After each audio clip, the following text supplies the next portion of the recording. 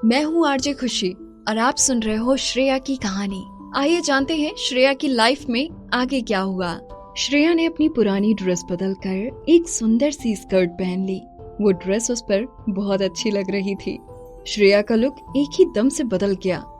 श्रेया ने सारे कपड़े एक एक करके पहनकर देखे। सेल्स गर्ल ने खुशी खुशी उसकी मदद करी और उसे सारे कपड़े दिखाए। उधर साइड पे कबीर बड़े ठाट से बैठा अखबार पढ़ रहा था और कॉफी पी रहा था। हालांकि श्रेया ने शुरुआत में मना किया था, लेकिन शोरूम में आने के बाद वो सब भूल गई। वो पूरे शोरूम में घूम रही थी, हर चीज को भौचक्की होकर देख रही थी। सच में ऐसा लग रहा था जैसे उसने कभी भी अच्छे कपड़े नहीं पहने थे। जब कबीर ने सर ऊपर करके देखा तो श्रेया उसके सामने एक बहुत सुंदर हरे रंग का गाउन पहने खड़ी थी। उस गाउन में उसकी सफेद स्किन और भी ज्यादा सुंदर लग रही थी। वो बारिश के बाद किसी नदी जैसी लग रही थी, ताजा और आंखों को सुकून देने वाली। वो उस ड्रेस में बहुत ज्यादा सुंदर और सेक्सी लग रही थी और साथ ही प्यारी भी। सेल्स गर्ल ने उसको देखा और मुस्कुराते हुए उसकी तारीफ की। इस ड्रेस में आप बहुत सुंदर लग रही हैं मैम। ऐसा लग रहा है जैसे ये ड्रेस आपके लिए ही बनी है। श्रेया को अपनी तारीफ सुनकर शर्म आ रही थी। कबीर उसकी तरफ देख रहा था। सच में वो उस ड्रेस में बहुत खूबसूरत दिख रही थी। हालांकि वो आमतौर पर इतनी सुंदर नहीं दिखती थी। उसका स्त्रीत्व उभर कर बाहर आ रहा था। वो खुद को रोक नहीं पाया और छुप छुप कर 2 बार उसको फिर देखा।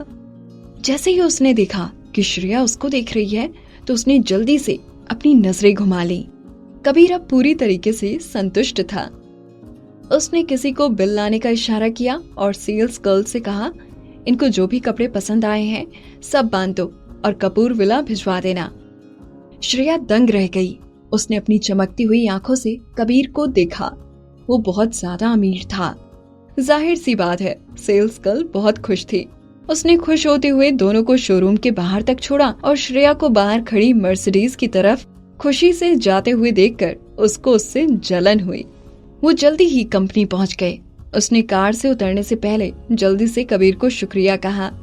नवी उसको 7 स्टार होटल के हॉल में ले गई जहां ऑडिशन हो रहे थे।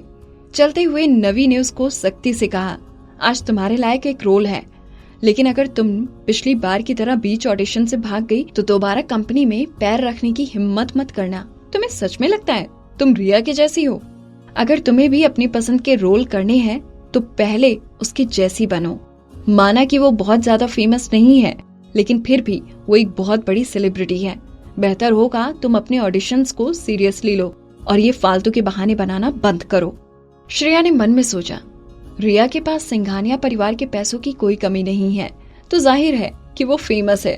वहीं दूसरी तरफ उसकी सौतेली माँ ने उसको आगे बढ़ने से रोकने में कोई कमी नहीं छोड़ी। और तो और अगर श्रेया को कोई रोल मिलता भी था तो वो हमेशा अपनी टांग बीच में अड़ाती थी। लेकिन फिर भी उसने उनकी वजह से खुद को रुकने नहीं दिया।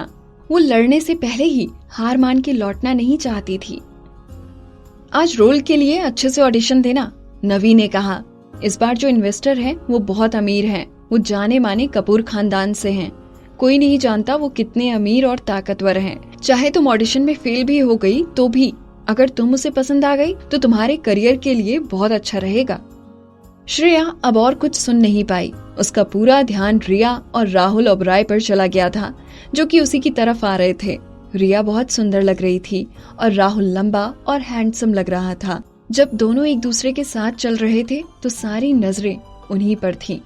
वाह रिया, वो उसके साथ जरूर उसका मंगेतर है। मैंने सुना है ये जल्द ही सगाई करने वाले हैं। कितनी सुंदर जोड़ी है दोनों की। रिया की किस्मत सच में बहुत अच्छी है। इससे पहले कि श्रेया वहाँ से वापस लौट पाती, राहुल ने उसको आवाज लगा दी, श्रेया तुम यहाँ क्या कर रही हो? रिया वहीं रुक गई और ना चाहते हुए भी वो पीछे मुड़ी। जब वो लोग उसकी तरफ आ रहे थे तो उसने रिया को उसे बहुत गंदे तरीके से घूरते हुए देखा। श्रेया ने बिना मन के मुस्कुराते हुए राहुल को जवाब दिया, वो मैं यहाँ ऑडिशन के लिए आई थी। राहुल ने उसके कपड़ों की तरफ देखा। उसको लगा कि श्रेया काफी बदली बदली सी लग रही है। वो काफी तरोताजा और खूबसूरत दिख रही थी। तुम कहाँ चली गई थी? तुम्हारा परिवार तुम्हें उस दिन से हर जगह ढूंढ रहा है। तो राहुल को अभी भी हालात के बारे में कुछ नहीं पता था। वो बस इतना जानता था कि सिंघानिया परिवार तकलीफ में था।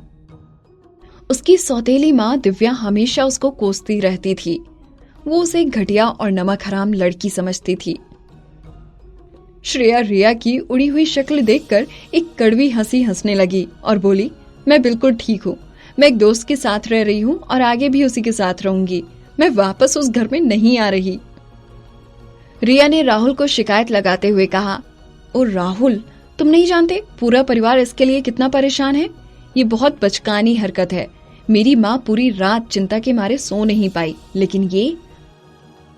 उसकी सौतेली माँ को गुस्से के मारे नींद नहीं आई होगी। आखिर वो उसे बेच जो नहीं पाई।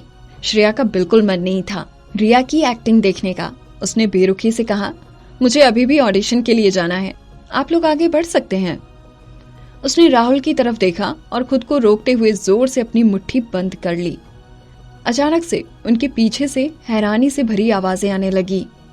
उन्होंने भौचक्के होकर पीछे मुड़ के देखा। उधर सूट बूट में कई बॉडीगार्ड रास्ते से सबको हटा रहे थे। उनके बीच से कबीर कपूर आया। उसने काले रंग का सूट पहना था, जैसे वो रात का रखवाला हो, रहस्यमय और सबसे परे। श्रेया सुन्न रह गई। उसको वहां देखकर उसे लगा जैसे वो कोई सपना देख रही हो। रिया की चमकदार आंखें कबीर से हट ही नहीं रही थी। उसने उस सुंदर इंसान को अपने पास से गुजरते देखा। कबीर ने उसकी तरफ देखा तक नहीं। अपने अभिमानी एक्सप्रेशन के साथ वो ऐसा लग रहा था जैसे कोई बहुत बड़ा राजा हो जो किसी को अपने करीब आने नहीं देता था। राहुल, ये कौन है? देखने से तो जाना पहचाना लग रहा है। रिया ने राहुल से पूछा। वो अपनी उत्सुकता छुपा नहीं पाई।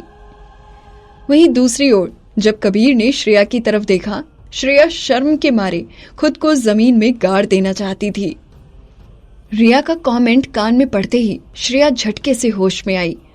उसने रिया को सिर झुका के ये कहते सुना कि क्या वो मुझे देख रहा है। श्रेया अब 1 मिनट भी वहां नहीं रुक सकती थी। वो वहां हो रही हलचल के बीच से निकलकर भाग गई। कुछ ही देर बाद उसने पीछे से रिया की आवाज सुनी, श्रेया, अच्छा होगा अगर तुम घर चली जाओ। रिया ने उसका मजाक उड़ाते हुए कहा, ये मत सोचना कि मैं राहुल के लिए तुम्हारे इरादे नहीं जानती। तुम उसके लिए बिल्कुल भी सही लड़की नहीं हो। उसकी जल्दी ही मुझसे सगाई होने वाली है। अगर तुम खुद को इंसान समझती हो तो उससे फ्लर्ट करना बंद करो। अपने आप को देखो, तुम एक नाजायज औलाद हो। तुम्हारे दिमाग में ऐसा ख्याल आया भी कैसे कि राहुल जैसा लड़का तुम्हारे जैसी लड़की में इंटरेस्ट लेगा। रिया की बात सुनकर श्रेया का दिल टूट गया। रिया बहुत घिनौनी नजरों से उसे घूर रही थी।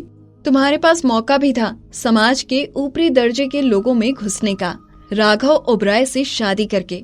बड़े दुख की बात है, तुमने दिमाग नहीं लगाया क्या?